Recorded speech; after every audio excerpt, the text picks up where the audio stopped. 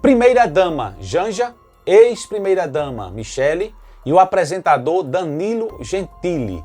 O que você precisa saber ou não, eu vou contar para você aqui com todos os detalhes. Ah, Sete Araújo, eu não queria saber disso não. Não tem problema. Ah, Sete Araújo, conte que eu quero saber, estou interessado no assunto. Pois bem, vou contar aqui agora na TV Paraú. Me chamo Sátrio Araújo e, por incrível que pareça, esse assunto está também relacionado à fé, a Deus, à crença, à escatologia, que são eventos futuros que estão para acontecer a qualquer momento, e também fala do respeito.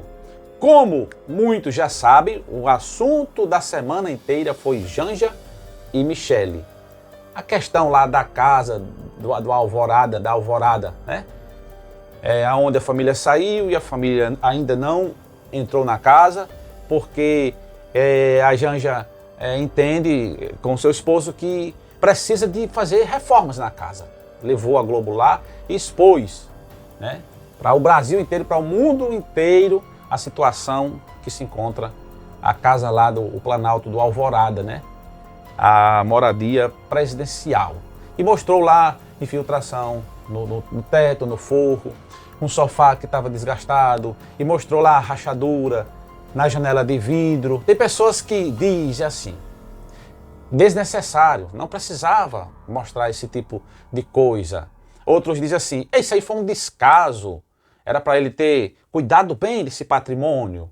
E outros dizem assim, não, para você ver como eles são humildes, né? Poderia ali ser tudo coberto de luxúrias, tudo muito, cheio de requifes, sei lá, requifes, não vou cortar não, vou deixar assim, esqueci a palavra, requintes, não sei, requifes, não sei, enfim, não vou editar não, vou deixar assim mesmo, se eu editasse ninguém ia saber, né? Poderia ser tudo mais bonito ali, tudo organizadozinho, pronto, cada um tem a sua opinião, certo? Então, gente, veja só, a Globo também, pessoas dizendo assim, a Globo deveria ter mostrado também, não só esse ponto assim, essa questão íntima, que é algo assim, bem particular da família, não deveria ter feito isso, a Janja com a Globo, tal. A Globo também deveria ter mostrado as ações sociais que eram feitas lá no Planalto, né, do Alvorada, na casa, na piscina. A Michele colocou um vídeo mostrando o trabalho que eles faziam lá constantemente com as crianças, e a Globo nunca mostrou isso. Por que será? Não sei. Isso aí é o que as pessoas comentam nas redes sociais. E a Globo deveria ter ido. Pergunto até a você, deveria também ter mostrado essas coisas boas que a Michele fazia com as crianças, né? Em torno de mais de 650 mil pessoas voluntárias participaram nesse projeto social que era realizado ali na casa, no Planalto, né, do Alvorada, mas nunca a Globo mostrou. Mas mostrou a casa lá, o sofá desgastado, não sei o que, a parede, tal. Certo? Cada um entende de uma forma.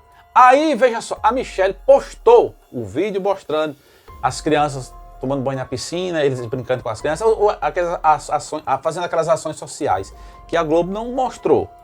Por quê? Acredito que vocês sabem por quê, né? Então, veja só o que acontece.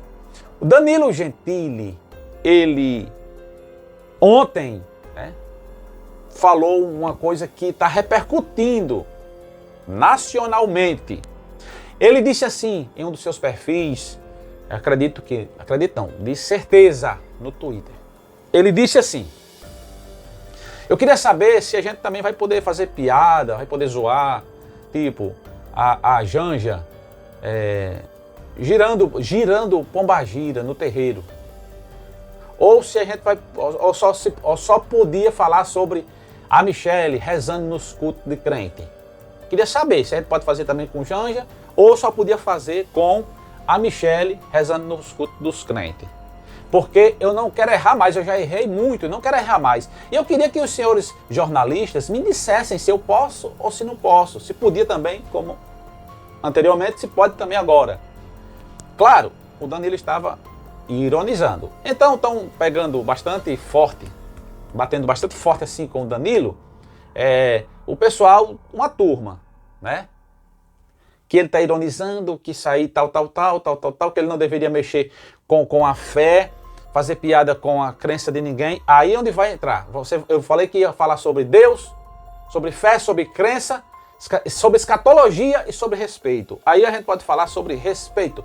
Olha, na minha humilde opinião, eu respeito todo tipo de crença de fé. A gente tem que respeitar a fé do outro. Eu sou evangélico, mas eu respeito quem é do candomblé, quem é espírita, quem é católico, tem o meu maior respeito. Às vezes eu conto testemunhos, fatos que aconteceram, mas de falar mal, assim, denegrir, porque eu não sou, aí eu vou... Não, de forma alguma. Eu tenho amigos que são macumbeiros, eu tenho amigos que são espíritas, eu tenho amigos que são ateus. Tem um amigo que é ateu, que é um amor de pessoa. E eu trato todos eles bem, certo? É porque eu acredito assim, creio assim, que todo mundo tem que ser como eu sou. De forma alguma. Então aí eu acho o seguinte, piadas com relação à fé e à crença, eu não gosto. Eu não dou valor. Não dou valor.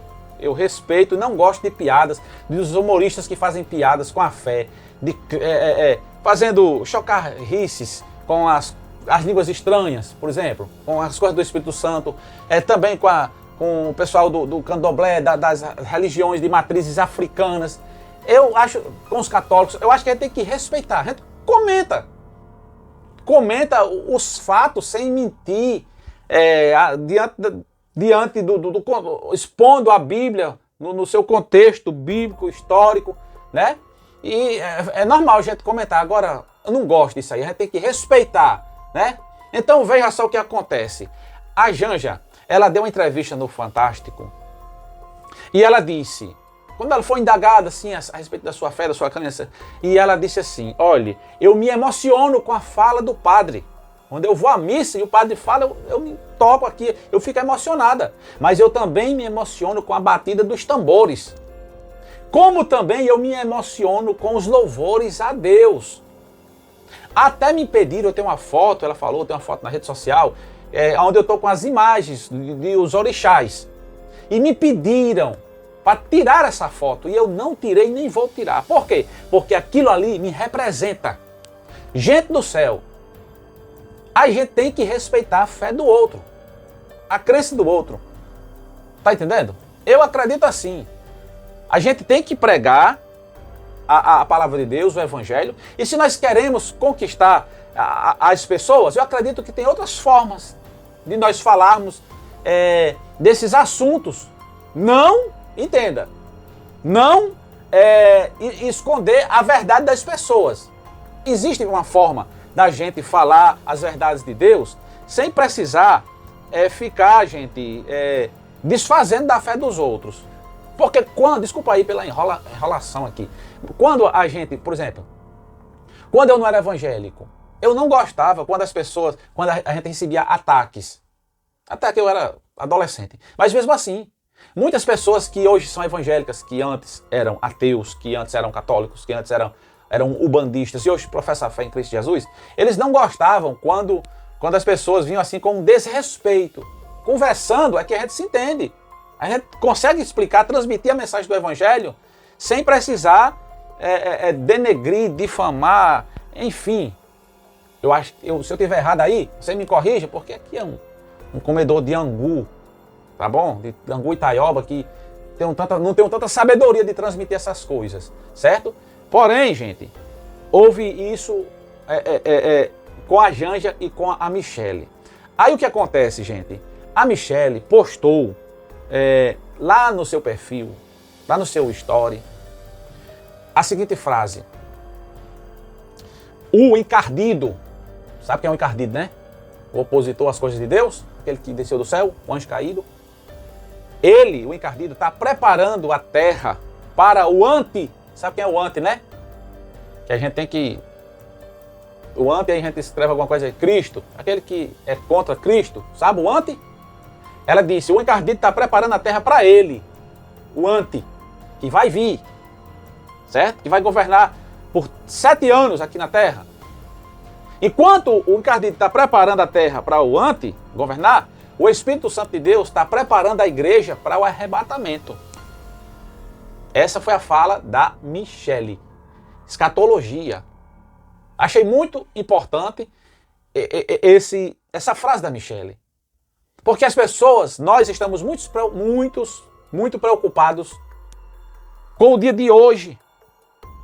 Né?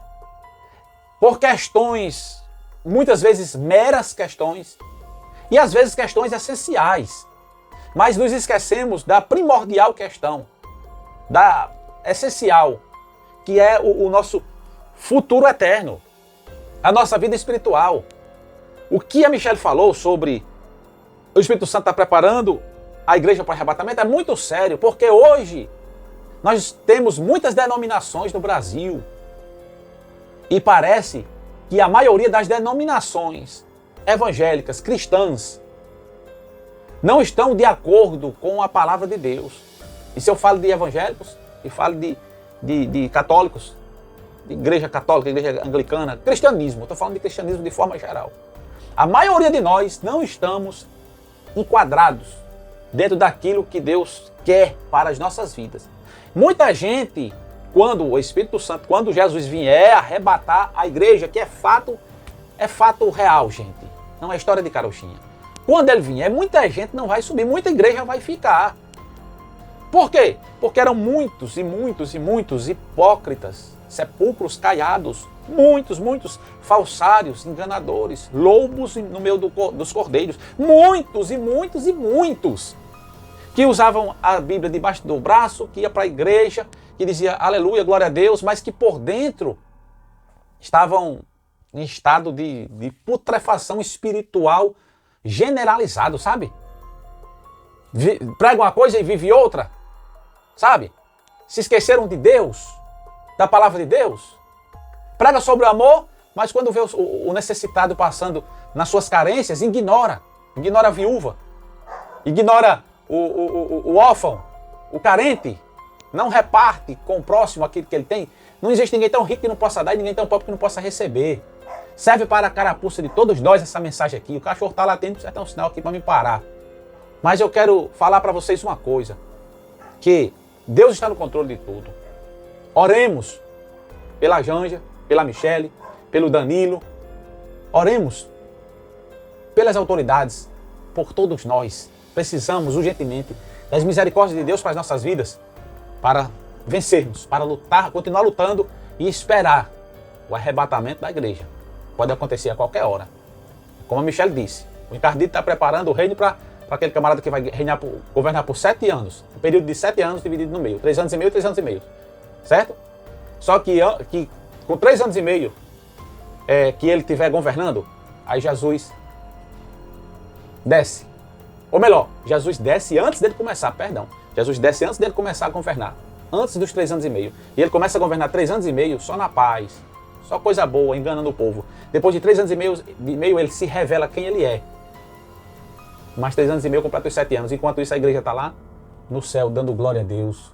E quem ficou, ficou. Mas ainda haverá salvação ainda nesse período de 7 anos, viu, gente? Forte abraço, Sarto Araújo, TV Paraú.